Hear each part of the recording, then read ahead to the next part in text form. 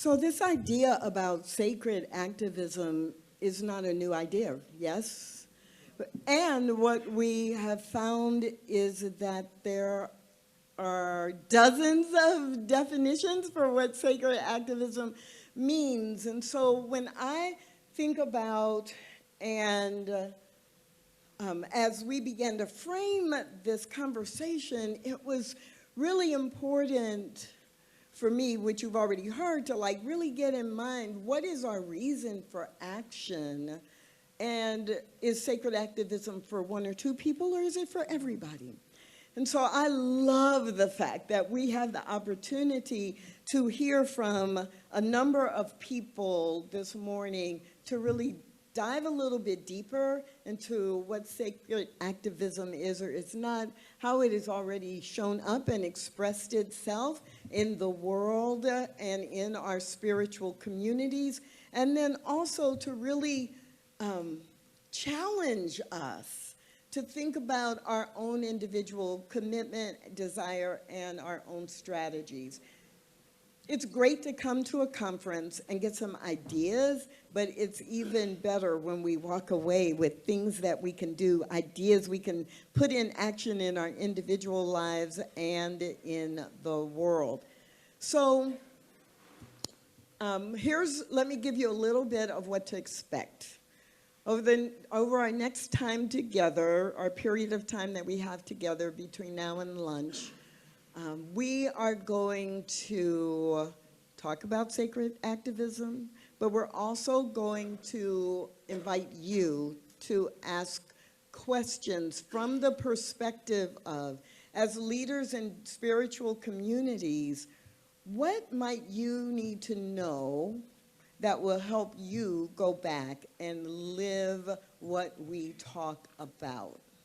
So I'm telling you that now, because when we get to that point, I want you to have already thought about what is your clear and concise question, not what is your commentary, not what is the chapter in your new book, but a clear and concise question like, oh, I've got 4 people here, I can ask for their advice, what would they do? Now, I'm saying that just to remind you so that even though I have been told, cut those people off. If they're talking too long, if they're not asking a clear question, I don't want to have to do that. So I'm going to ask you to help by thinking, as you think of your question, to come with it clearly.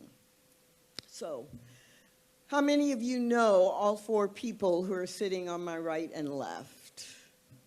Not very many, okay. So I'm gonna ask them to do something, each one of them, in 2 minutes or less.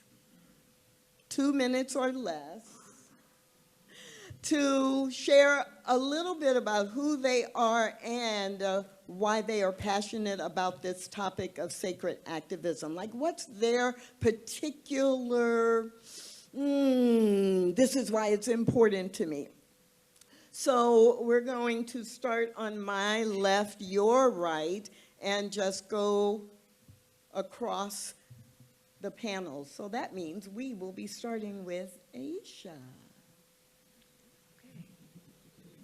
So my name is Eisha Mason, like the first 2 vowels, Eisha.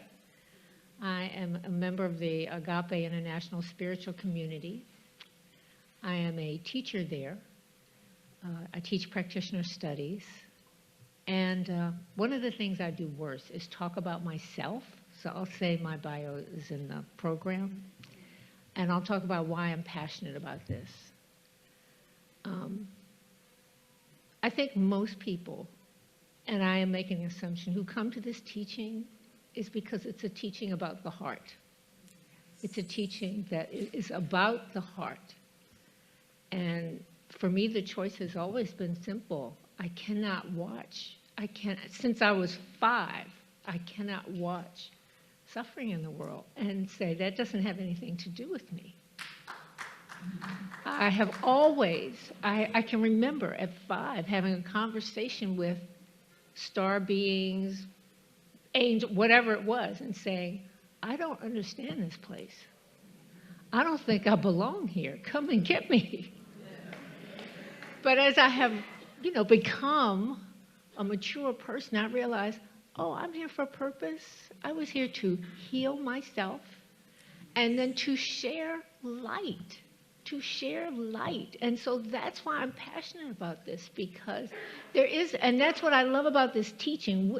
Our sacred activism is grounded in principle. There is not my life and your life. There's just one life. So it's happening to you, it's happening to me. And if I can open and be a channel for God's grace and good, I can impact you from wherever I am, because that's principle. And I'm going to stop there. Thank you, Eisha. Good morning, everyone. I'm Reverend Ogun Holder. I am a Unity minister. I'm an author. You can read my writings in Spirituality and Health, formerly Unity Magazine. I just wrote something for, Science of Mind magazine as well. And that was good. Thank you. And I'm a spiritual and grief coach as well, but I think the most important work I do, I'm the co-founder of an online platform with Reverend Kelly Isla called Project Sanctus. And we are about the work of conscious anti-racism, which is applying, again, our spiritual teachings and principles as the context, the framework for doing the transformative work that we invite each and every one of you into. Why I do this work is because I discovered something Mahatma Gandhi said. And we all love that famous Gandhi quote, "Be the change you wish to see in the world," right? We all know that quote? Yeah, he didn't say that. Sorry to burst your bubble. Nobody said that. That is a paraphrase of a much longer quote that he said, which is, "We but mirror the world. All the tendencies present in the outer world are to be found in the world of our body. If we could change ourselves, the tendencies in the world would also change." So we love the second part, changing ourselves, right? That's all our spiritual teachings are. We live from the inside out, so we transform ourselves. But we tend not to really like that first part. The tendencies of the outer world are present in our body. And what we know is that because we are born into this system, in this world that runs on systems of oppression, the three that Bell Hooks talks about, white supremacy, capitalism, patriarchy. We are born into that system and we internalize those things. All of us have internalized the tendencies of these systems, and consciously and unconsciously, we perpetuate them. Each and every one of us do. And for many of us, we believe that, let's just be good spiritual folk, let's meditate, let's pray and affirm, and all of a sudden, that will get rid of these internalized things. That's not how it works. We have to do the conscious work within ourselves to find out what we've internalized, shift our thinking, renew our minds, but then we also have to live it. And the good news and the bad news is, by the way, my mantra as a minister is I'm here to comfort the afflicted and afflict the comfortable. And so you might get a little bit uncomfortable before I'm done here. But that's the uncomfortable work that we have to do within ourselves. So hopefully you'll join me on that. Thank you. Thank you. Yes, welcome, Ogun Holder. Celeste. Hi. You probably heard my name way too much this weekend, but I'll say it one more time. I'm Reverend Celeste Frazier, and I'm a New Thought minister. I was here speaking a couple of weeks ago at the INTA conference, and everybody was concerned with what organization are you? And I just tell people I'm a New Thought minister, period. You can see me at any one of these organizations. I'm currently serving as the associate minister at Unity of Washington, D.C. Yeah. Whoop. I graduated from Agape in the morning and CSL in the afternoon. So does that tell you I'm a New Thought minister?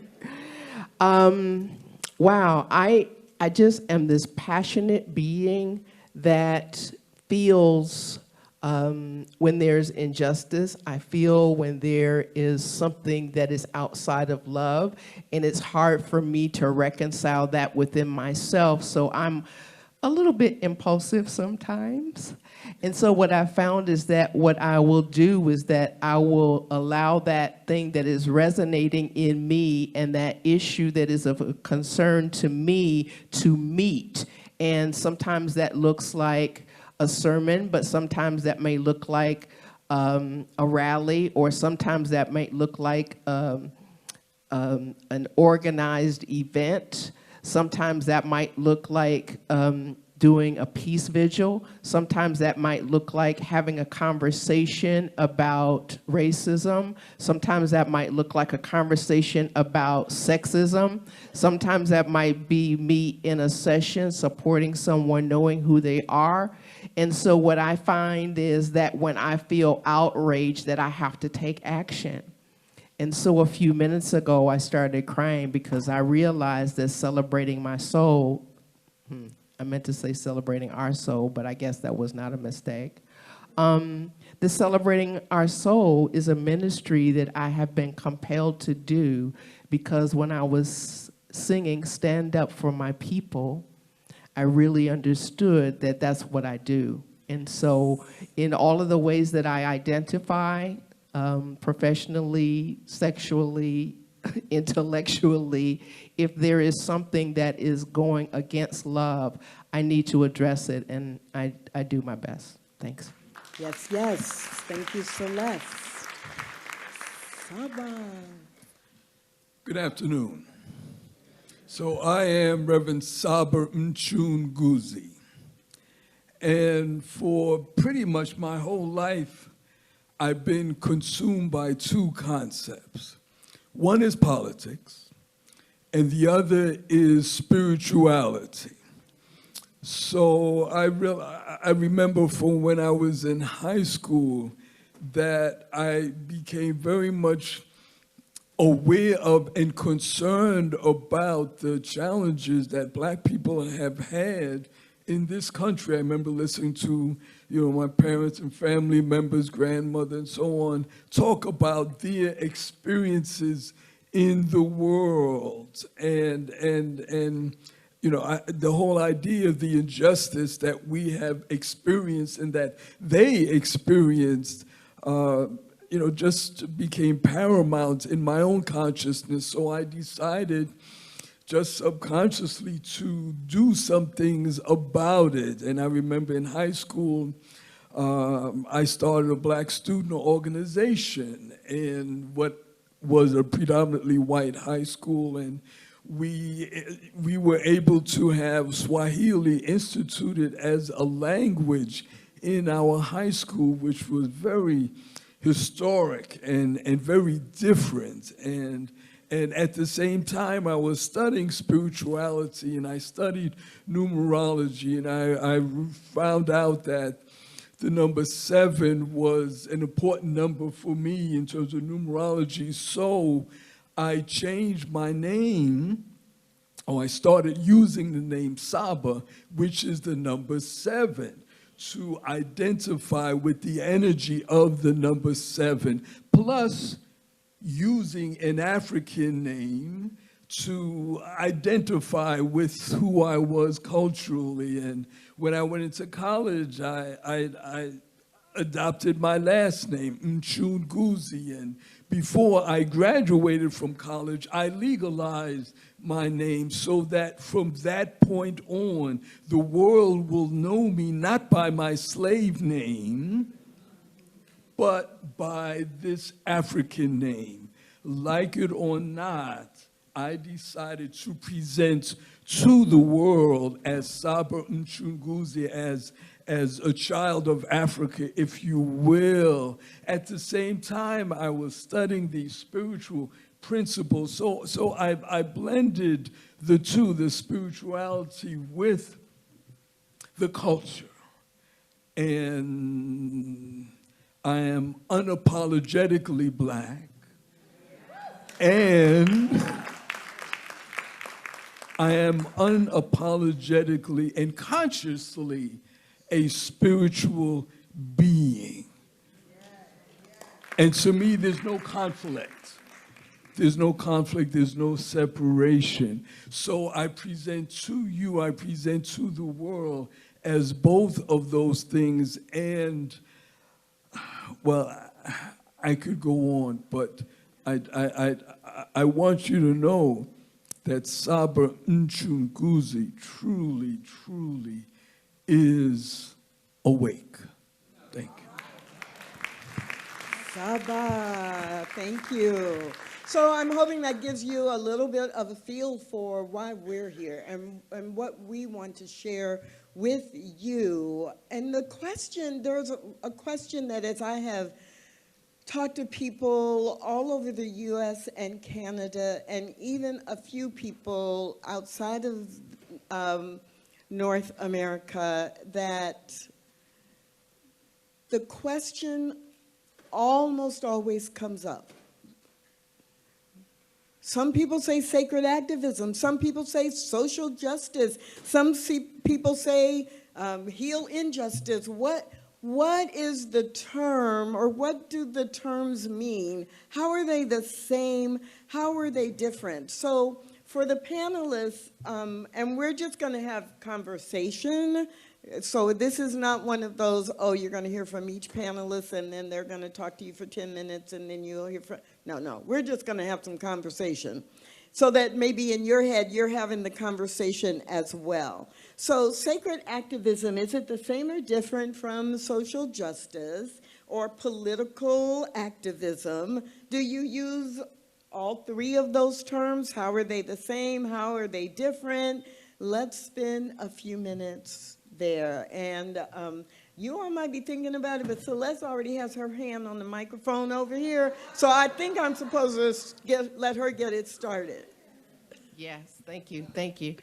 I am clear that sacred activism is real, and that it doesn't make itself obvious. And so what I mean by that is that when I come to the place that I know that I'm doing sacred work, then that means that I'm being a sacred activist. I just had Eisha on my podcast recently and was reminding her of a peace vigil that we had in Los Angeles over by Farmers Market. And this woman was raging about Bush, who was the president at that time. And I said, you know, he's just a scared little boy. And she said, no, he's not, he's evil. And she stormed off, her and her husband. And I said, well, thank God now we can actually have a peace vigil.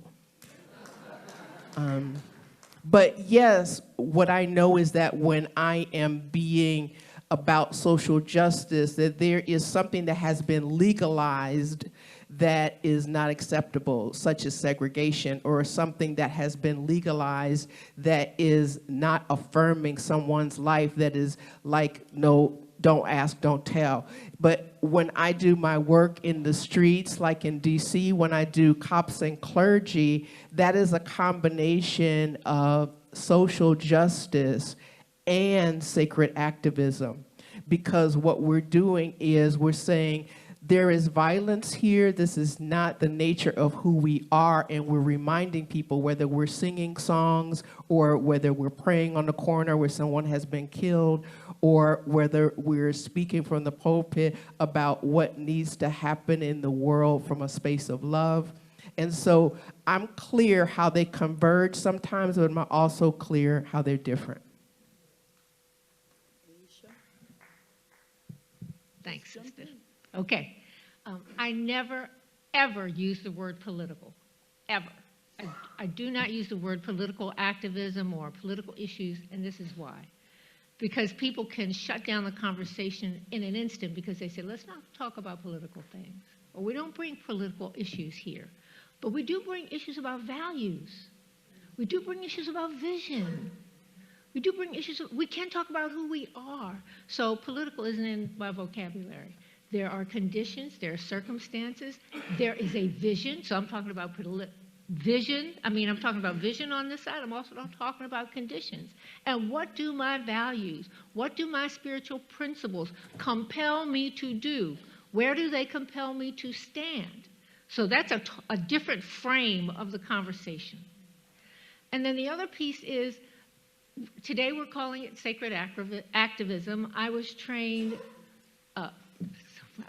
by Dr. James Lawson, who was Dr. King's chief nonviolent strategist, a brilliant, brilliant man who would first say, I'm a man of God, always. He was a United Methodist minister, always a man of God. And second, he was a strategist, brilliant. I would say a general of his troops. And so, to me, so from him I learned principled nonviolence.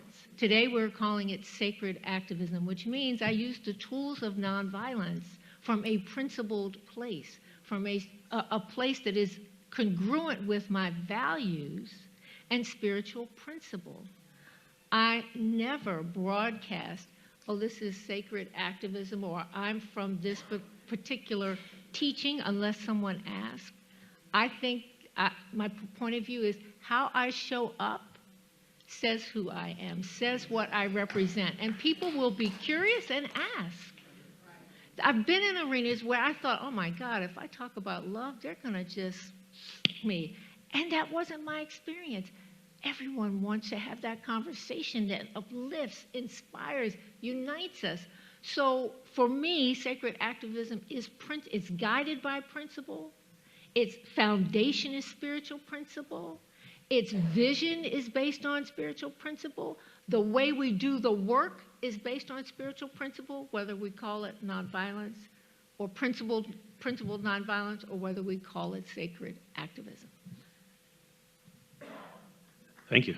I don't think it makes a difference what we call it. To echo what you said, it makes a difference how we show up and what we do. So we can call it whatever we want to call it. But let's be clear, justice work is sacred work. Justice is a spiritual practice, right? Jesus the Wayshower demonstrated that. Everything he did towards justice was sacred work. But I want to segue a little and say that I do use the word politics. I know this is not a word sometimes we like to embrace in our churches and spiritual communities because we feel it will turn people off. But I rephrase it this way: politics is about how we are in agreement to govern each other. And if we can't talk about how we're going to govern each other, part of that governance is saying who, to echo what you were saying, who is allowed to have what rights? Who is allowed to have what privileges? Right? Who is allowed access to resources and power in our society? That's governance. That's politics. And we got to not be afraid to talk about that, because when we look at our spiritual teachings that are grounded in oneness, for me, oneness is that ability to say that we are all worthy, and that equity is the outward manifestation of oneness. That's how I see it. Equity is the outward manifestation of oneness. And unless we talk about governance and politics, we're not going to talk about the inequities. So I say, let's have the conversations around it. Let's have the conversations around, I was the pastor of a church that, I mean, again, I don't hold back, so forgive me, when I go here. I was a pastor of a church that there were a lot of Republicans in the congregation. And it was a challenge for them to reconcile, voting for a Republican platform while being in the spiritual community that said we are one. So we got to have these conversations. We got to lean into the discomfort of it. And honestly, again, making some folks uncomfortable, a lot of the reasons I think spiritual communities don't want to talk about politics is because, yes, it will turn off people. Because people say, I come to church to get away from all of that.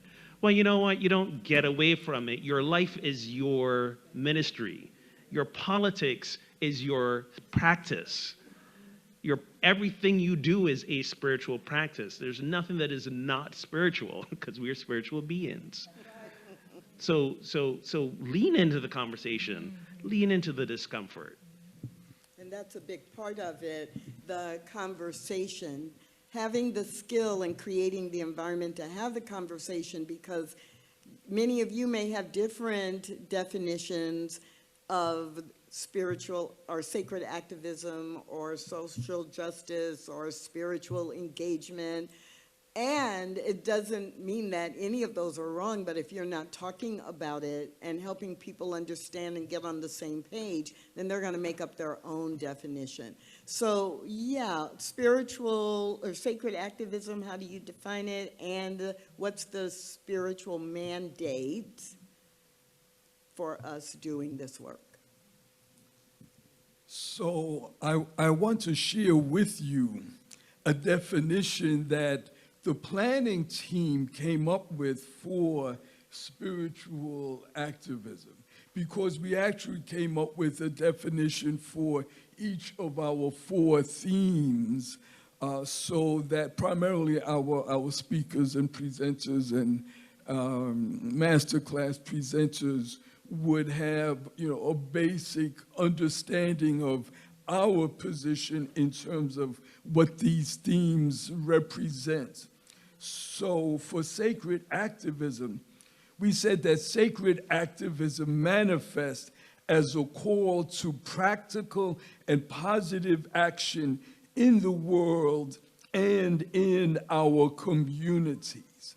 It is championing justice and change with a spirit of love and compassion to create a more equitable, harmonious world. It urges proactive engagement with social and environmental issues, striving to actualize positive change.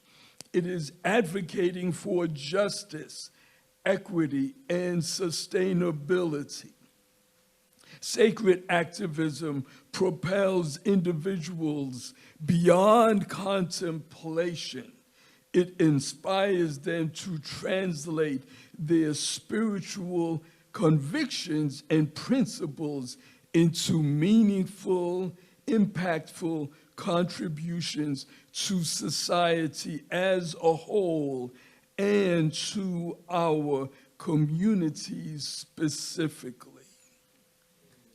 So, I mean, there's a lot that's in here, but part of it is saying that in addition to feeling a particular way and having certain convictions, it's a matter of us acting on our positions and our convictions. It's a matter of being proactive. And I understand what Ogun was talking about in terms of having some members in your spiritual community say, well, I just come here to hear the principles. I don't want to talk about any of that political stuff. And I too have had members in my spiritual community who were supporting the other guy, if you will, and didn't want to hear, anything else. So we do have challenges sometimes in our communities, but part of it is to understand what you believe, to understand and be clear on your convictions, realizing that you can't necessarily impose them on someone else. I mean, you can, as the saying goes, you can lead a horse to water, but you can't make him drink. So you can't just change, the way other people necessarily think and feel, but it is important for you to be clear on what you think and feel in terms of the changes that you want to be made, that you would like to be made in your community, your spiritual community, and in the communities where we live. Fabulous. So, we can learn from each other in a lot of different ways. One way is for, to learn from what worked and, did this, it was fabulous, it was so great. And another way is, we thought it was a good idea, but it kind of didn't work out, and so there are some lessons that I learned. So I'm going to ask for 2 people to share what is an example of a success that is under this umbrella of sacred activism in their personal lives. And I'm going to come over here and ask Aisha or Ogun to give an example, and then we'll have two people share an example of a lesson learned that, you know, I kind of thought we were going to have something else happen, but I learned a good lesson when that didn't work out.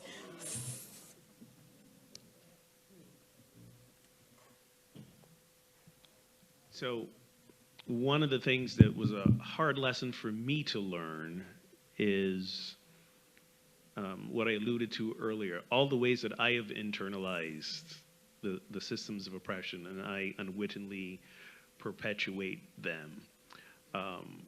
One good learning for me is one of the things that we do at Project Sanctus twice a month, we have these online affinity groups and discussions. And once a month, we all gather together, all races, ethnicities, creeds, whoever shows up. And then the second time a month, we divide into two groups. My partner, Reverend Kelly, she takes all the white-bodied folks. I take everyone else, and we are in our respective spaces, and we have great discussion. So it's been turning out the last, I don't know, many months that the folks who've been showing up in my affinity group have been these, shall we just say, wise black women. They're a little bit older, they're a little bit more experienced in the world.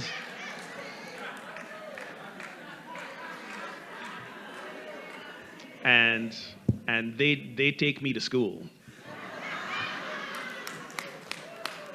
One of them is actually right here. I don't know, she didn't give me permission to call her out, but now there you go. Nellie, wave your hand again. Nellie's one of these person who shows up on the call. And I learned so much from them. And one of the things that I learned about myself that made me have to take a look at myself is how I have internalized sexism as a man, how I've internalized ageism as well. Also, traits of white supremacy that I have internalized as well as a black person.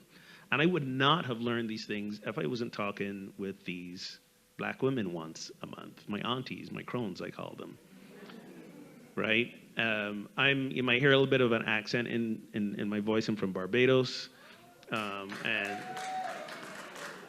Caribbean folk represent. You know, there was a woman from Grenada in the group, and I was talking about looking forward to maybe retiring and going back to Barbados, and I said to her, I'm sure you would love to do that too, go back home to Grenada. She goes, no, I'm not going back, ever. And I was like, why wouldn't you? And she goes, because you were never a woman in the Caribbean. And when I heard that, I had to check myself and go like, I'm viewing this world through the lens of a privileged man. Sure, I'm black and things happen, but I'm still a man in a world that is structured to prioritize men. So I had to check myself. That's why I love this shirt that I'm wearing. Destroy the patriarchy, not the planet. Okay? So this is the thing. So to answer your question, I roll in thinking that I am here to instruct, guide, lead.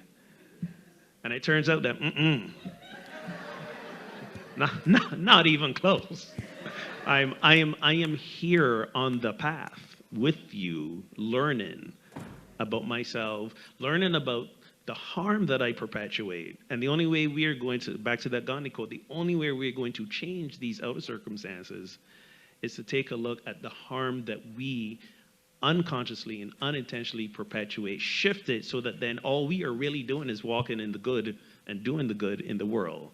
And it's not a fun journey, y'all, but it is worth it. So I love that, a great example of both what works in the affinity circles and also lessons learned from putting your foot in your mouth or hearing something that you didn't expect to hear. Great. So can you bring the mic closer to you to make sure people can hear you? Can you hear me? All right, great. I want to echo what Ogun said. If you are involved in this, if I discovered, particularly in my job with the American Friends Service Committee, it's a Quaker organization. I worked with programs in a number of states and very different communities. I was continually humbled, seeing myself in a power position I had never experienced before, and the responsibilities of that, and having to expand to become aware of what I hadn't been sensitive to. That said, I want to share a success. It shows how, I want to share how the tools we learn are practical.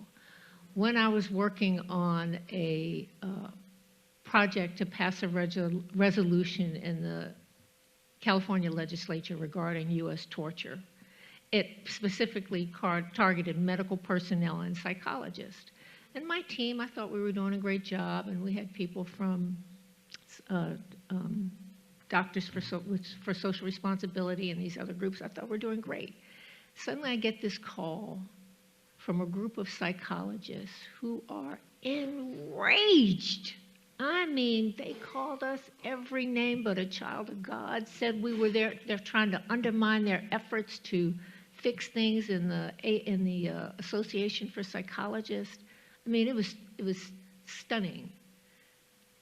And it was the greatest victory for me in the entire campaign, which included passing the resolution, because due to these skills I have learned in these classes, the skills I learned with Reverend Lawson about communication, about pausing, about checking what are the emotions I'm feeling, what's going on in my body, calming myself before I open my mouth, being empathetic, being curious, being able to find what we can agree on.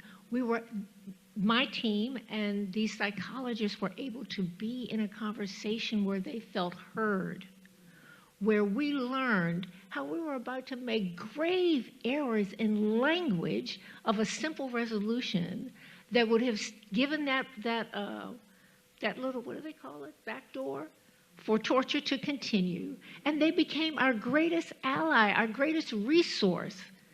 But it required all the skills we've learned about calling in a higher power here, letting God speak, letting God listen, God talking to God, all of that, to get past that first misperception of each other. So being able to learn and apply the practical tools, the practical embodiment of the principles, I think is essential for doing successful work.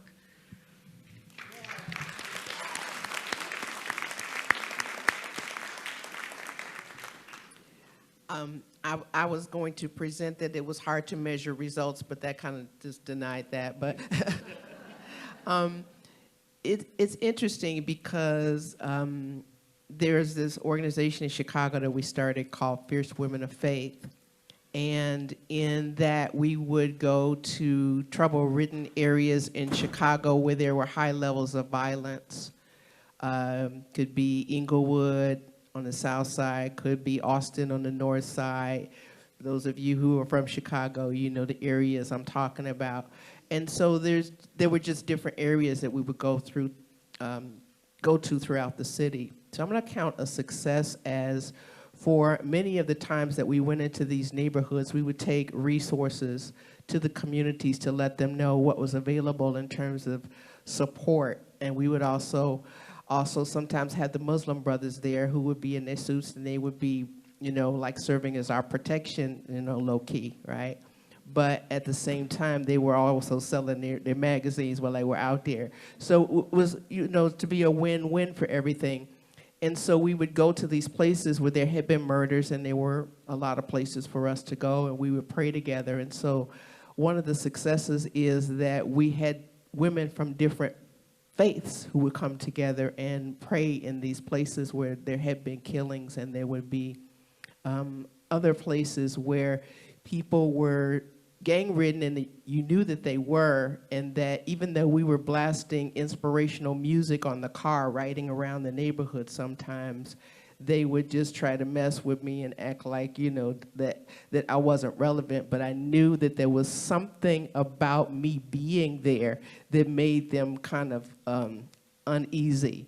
and that was their way of expressing it.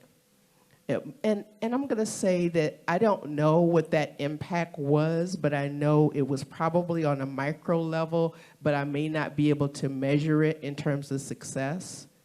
And then I'm also going to say that celebrating our soul is an act of sacred activism. And I'm going to call that a success.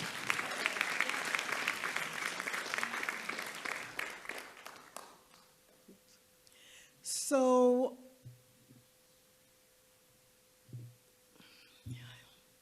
here's the way this is coming into my brain. With the limited time that we have, because we don't want to get in the way of you and lunch, and we want you to get the most value possible in the short time that we have, I'm going to ask each panelist, what would you say is the call to action? What is the call to action for us as people of African descent in New Thought?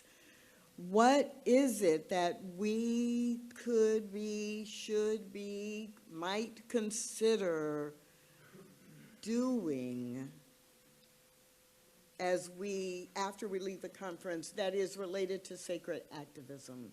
Call to action, 1 to 2 minutes max, each person, and Saba is going to start us off. So I would say that it's important for us to have a courageous conversation. It's important for us to have perhaps an uncomfortable conversation.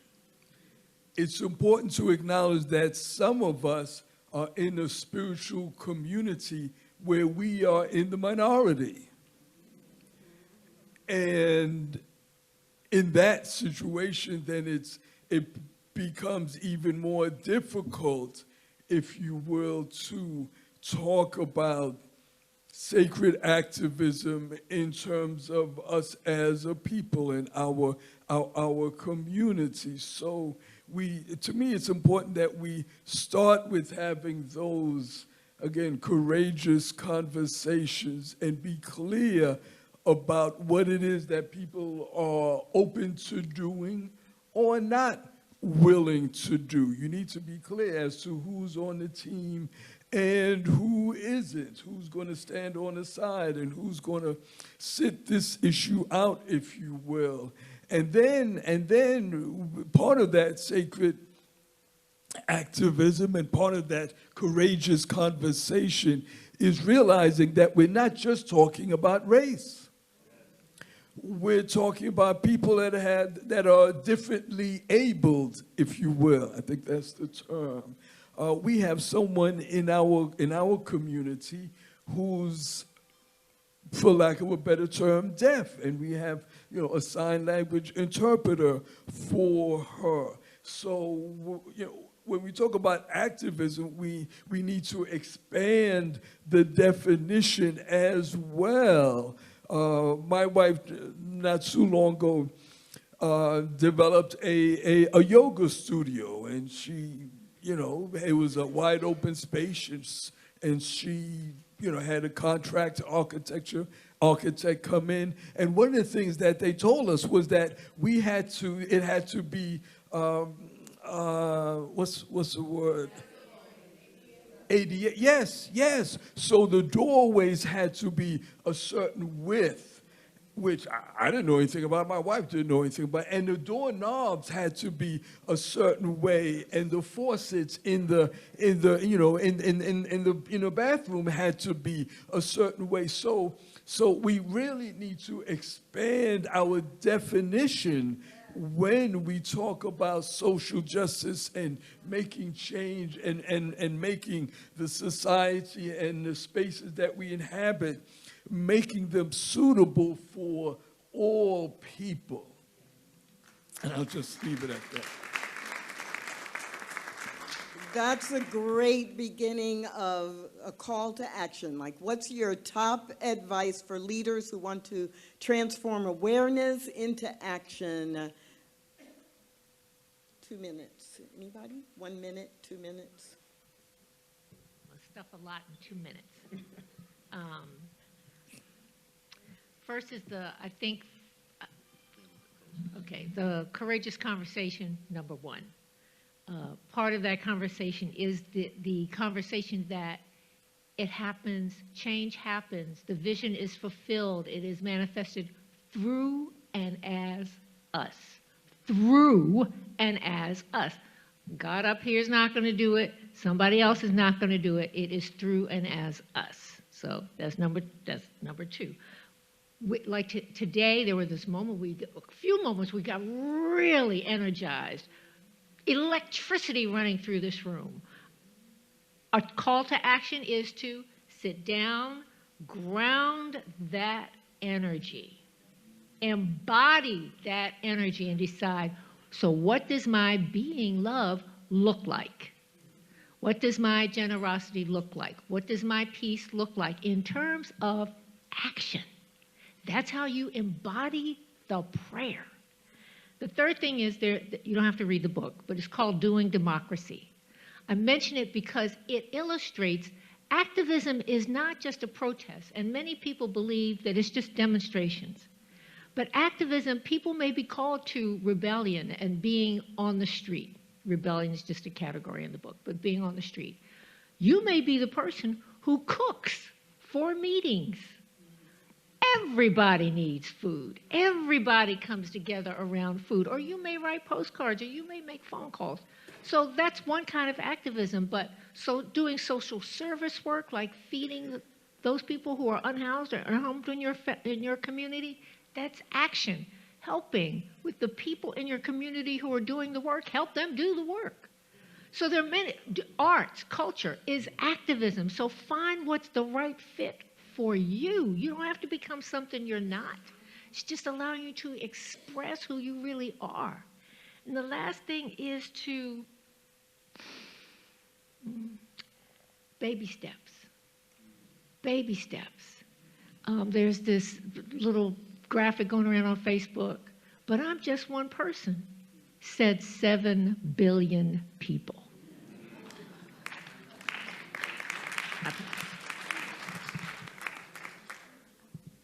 I think what's challenging and important for us to do as spiritual people, regardless of or race, ethnicity, creed, we have to reject spiritual bypassing.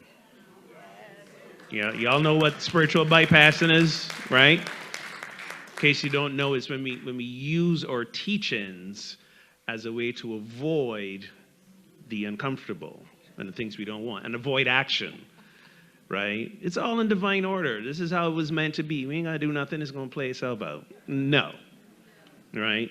The idea of love, grounded in love, sometimes we misinterpret love as niceness and not making people uncomfortable. I want to quickly wrap up with this quote by our brother James Baldwin, who would have turned 100 yesterday. That is my favorite quote. And he said, "Love does not begin and end the way we seem to think it does. Love is a battle. Love is a war. Love is a growing up." So we got to grow up. We have to grow up and realize that these spiritual teachings are not a way for us to avoid. These spiritual teachings are the context to which we engage. Yeah. Okay? And so I'm going to take the quote, "treat and move your feet." And this is Science of Mind people recognize. Treat is prayer, of course, affirmative prayer. This is not about, oh, this is happening to me, oh, God, help me. It's about the God in me activated by my connection with it and then my call forth to move into action. I cannot remember, certainly I didn't do it when I was a young adult before I got into my spirituality as my life. but I certainly have done a spiritual practice every time I have gone in the streets. And this is not something that you can do in front of your television. So yes, you're going to have to go outdoors. You're going to have to go outside of your house in order to make change in yourself, because we can stir in ourselves and continue to have the same conversations. And so what I want to say is that, yes, I went to Bus Boys and Poets with Edith and a couple of other friends, and we were there when the people came back from the demonstration about leaving Palestine. And, you know, there was a place for them to be able to vent. Maybe you just want to be able to be a place where people can vent about how the media was cutting off information about what was really going on at the protests. And then the third thing I'm going to say is to absolutely be of service in your community. And I don't just mean in your spiritual community. I mean where you live or where you work. And your work can also be a place where you are an activism person, and you can do it in little ways, because I've had people who I work with notice by my consciousness that they needed to make a change. And so the fourth and last thing that I'm going to say is, first and foremost, love yourself.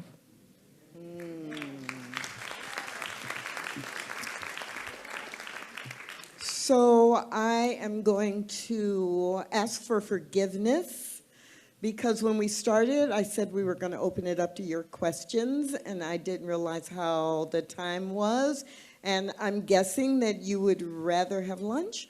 So what I want to offer you as an alternative is that you have seen the five of us here, and that throughout the rest of today and tomorrow, if you have questions or things you want to share about your take on sacred activism, please, please reach out to Stop, any one of us, and we would love to have one-on-one or small group conversations with you. So that is an offer. I want to, as my closing comment, or actually call to action, I'm going to add, because a couple of people said things that we've talked about and that I was thinking about. But the one thing I didn't hear yet is give yourself a learner's permit. And I've written about this a lot and have used it in retreats, but give yourself a learner's permit. Don't wait until you think, oh, now I'm an expert, now I can lead other people. Give yourself a learner's permit so that you are learning and that you are taking others along with you. I invite you to thank the panelists, Eisha, Ogun, Celeste, and Saba. I invite you to show some appreciation for the planning team that came up with this idea.